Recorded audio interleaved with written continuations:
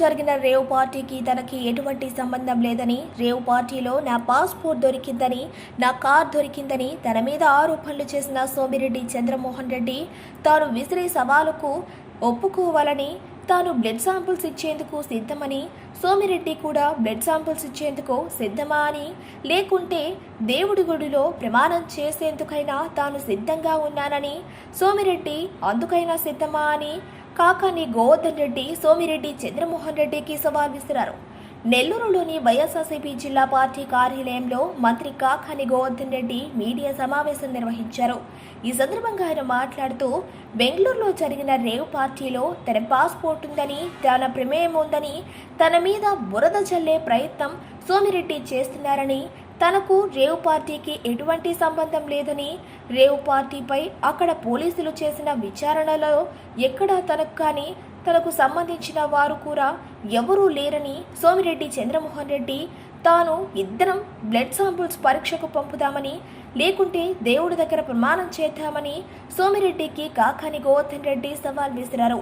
సోమిరెడ్డికి దమ్ముంటే తన సవాలుకు ఒప్పుకుని ముందుకు రావాలని, సోమిరెడ్డి చంద్రమోహన్ రెడ్డి మూడోసారి కూడా సర్వేపల్లిలో ఓడిపోతున్నారని, ఆ బాధలోనే తనపై విమర్శలు చేస్తున్నారని కాకాని గోవర్ధన్ రెడ్డి సోమిరెడ్డిపై తీవ్ర విమర్శలు చేశారు.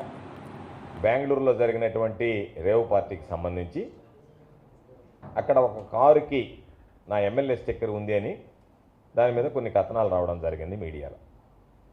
అయితే దాని పరాకాష్ఠగా నా ప్రత్యర్థి చెప్పుకోవడానికి కూడా నాకు సిగ్గుగా ఉంటుంది.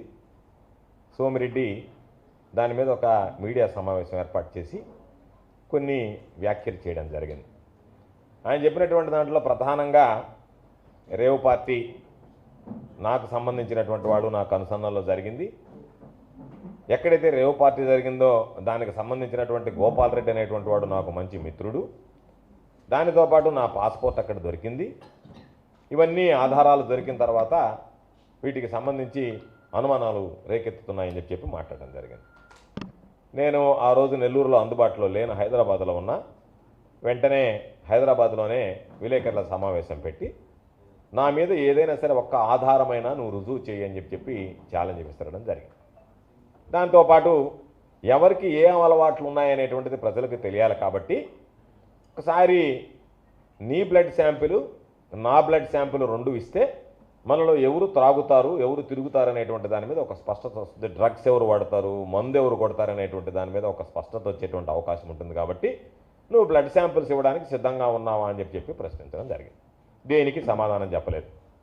ఈరోజు నేనే ప్రజా జీవితంలో ఉండేటువంటి వాడు ఇటువంటి వెధవలు ఏదన్నా బురద తెలినప్పుడు దానికి సంబంధించి ప్రజలకి సరైనటువంటి నిర్దిష్టమైనటువంటి సమాధానం చెప్పాల్సినటువంటి అవసరం ఉంటుంది. కాబట్టి అందులో భాగంగా నా పాస్పోర్టు కారులో లభ్యమైంది అని అన్నారు.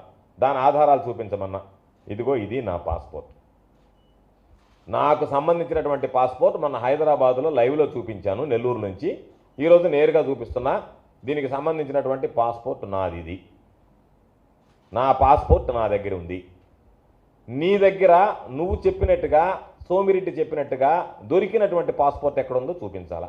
కర్ణాటక పోలీస్ దగ్గర ఉందా, నీ దగ్గర ఉందా, నీ దగ్గర ఉండేటువంటి సాక్ష్యాలు ఏంది, నీ దగ్గర ఉండేటువంటి ఆధారాలు ఏంది?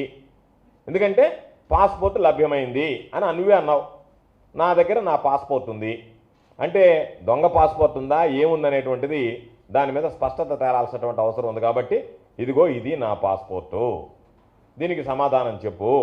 నీకు దొరికినటువంటిది ఎక్కడా, నీకు దొరికినటువంటిది ఏంది, నువ్వు చెప్పినటువంటి అబద్ధాలా నిజమా? నిజమైతే చూపించు, అబద్ధాలైతే మూసుకొని ఉండు. కాబట్టి దానికి సంబంధించి నోరెత్తలేకపోయాడు. ఇంకోటి ఏం చెప్పాడు, నా కారు అక్కడ దొరికింది అన్నాడు. నీకు దమ్ము ధైర్యం ఉంటే మరలా నీకు ఛాలెంజ్ విసురుతున్నా. నాకు ఆ కారుతో ఉన్నటువంటి సంబంధాలను రుజువు చేయమన్నా నువ్వు చేయలే. ఆ కారుకు సంబంధించినటువంటి సీ బుక్ ఉంది.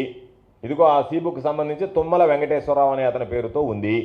అతను కానీ లేదా అతనికి ఎవరికన్నా ఇచ్చినటువంటి వాళ్ళకి కానీ ఆ కారుకి కానీ నేను ఎప్పుడో ఆ కారు నాదేను అని చెప్పి మాట్లాడారు. ఆ కారుతో సంబంధం ఏదన్నా ఉంటే, నాకు సంబంధించినటువంటి కారు నువ్వంటే దానికి ఏదన్నా ఒక ఆధారం చూపించి, ఇదిగో నా దగ్గర ఆధారం ఉంది, ఆర్సీ బుక్ ఉంది, ఆ కారుకు సంబంధించి తుమ్మల వెంకటేశ్వరరావు అనే అతని పేరుతో, రైట్. ఆ కారుకి నా స్టిక్కర్ ఉంది. స్టిక్కర్ ఉంది కాబట్టి అది ఏ విధంగా పోయిందన్న తర్వాత నేను నెల్లూరు ఎస్పీ గారికి మా పిఏ వెళ్ళి కంప్లైంట్ ఇవ్వడం జరిగింది. ఎందుకంటే మాకు ఇచ్చినటువంటి స్టిక్కర్లు 3 స్టిక్కర్లు ఏదైతే ఇస్తారో ఆ 3 స్టిక్కర్లు మా బళ్ళకు ఉన్నాయి. కాబట్టి ఈ స్టిక్కర్ రావడానికి అవకాశం లేదు. ఇది దొంగతనంగా తయారు చేశారా, జెరాక్స్ తీశారా, లేకపోతే మరేదైనా దీంట్లో కుట్రకోణం ఉందా అనేటువంటి దాని మీద నెల్లూరులో ఎస్పీ గారికి ఇచ్చాం. ఎస్పీ గారు నెల్లూరు 5th టౌన్లో ఈ కేసుని ఎఫ్ఐఆర్ చేయించాడు. ఆ ఎఫ్ఐఆర్ కాపీ ఇది. దాని మీద ఎఫ్ఐఆర్ మీద పోలీస్ ఇన్వెస్టిగేషన్ జరుగుతుంది. అంటే కారుతో నాకు సంబంధం ఉందా, ఆ కారుకు సంబంధించినటువంటి ఓనర్ వివరాలు ఏ విధంగా ఉన్నాయి, దాని అన్నిటితో పాటు వాళ్ళు ప్రధానంగా తీసుకునేటువంటిది ఏంటంటే ఆ కారు స్టిక్కర్ ఏ విధంగా పోయిందనేటువంటిది. కారు స్టిక్కర్ అక్కడికి వెళ్ళింది, దాని మీద ఉంది. ఆ స్టిక్కర్ ఎవరు దొంగిలించారు, ఏ విధంగా వెళ్ళింది అనేటువంటి దాని మీద పోలీసు విచారణ చేయాలి. కాబట్టి దానికి సంబంధించినటువంటి పోలీస్ కంప్లైంట్ లాడ్జ్ చేయడం జరిగింది. అదేవిధంగా ఈరోజు ఆ గోపాల్ రెడ్డి ఎవరో చెప్పాడు. నాకు ఆ గోపాల్ రెడ్డి ఎవరు అనేటువంటి వాడు తెలియదు. మరలా చెప్తున్నా, ఆన్ రికార్డ్ చెప్తున్నా, తెలియదు. నీకు నాతో అతనికి పరిచయం ఉండేటువంటి ఏ ఒక్క ఆధారమైన రుజువు చెయ్యి. కానీ నువ్వు చెప్పినటువంటి దాంట్లో ఎంత వాస్తవం అంటే టైమ్స్ ఆఫ్ ఇండియాలో ఒక ఆర్టికల్ రాసింది. ఇదేది కర్ణాటక పోలీస్ కమిషనర్ ఇచ్చింది.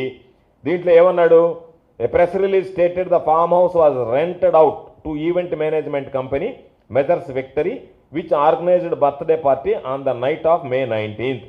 నైదర్ కాన్కోట్ nor Gopal Reddy was involved in organising it claimed. ఇది కర్ణాటక పోలీస్ కమిషనర్ ఏమన్నాడంటే అసలు గోపాల్ రెడ్డి అనేటువంటి అతనికి ఈ పార్టీతో సంబంధం లేదన్నావు అని వాళ్ళు ఇస్తున్నారు. సంబంధం లేని గోపాల్ రెడ్డితో నాకు సంబంధం అంటగట్టడానికి మన సోము ప్రయత్నం చేస్తున్నాడు. ఇది ఆన్ రికార్డ్, ఇవన్నీ వాస్తవాలు చెప్తున్నా నేను నీ దగ్గర నువ్వు చెప్పినటువంటి అబద్ధపు కూతలకి. కాబట్టి నేను మరలా నీకు ఛాలెంజ్ విసిరేది, రైట్, ఈ సమాజంలో నువ్వు ఒక చర్చకి తెరదీశావు. అన్నిటి మీద, అన్ని అంశాల మీద మాట్లాడదాం. దేని మీద మాట్లాడదాం? క్లబ్బులకు పోయే అలవాటు, ప్యాకాడే అలవాటు నీకుందా, నాకుందా? నేను ఏదైనా ఒక క్లబ్బుకు పోయి ప్యాకాట ఆడినట్టుగా నీ జీవితంలో నువ్వు రుజువు చేయగలవా? నువ్వు నిద్రలేస్తే ప్యాకాట క్లబ్బుల చుట్టూ తిరిగేటువంటి వాడువా కాదా?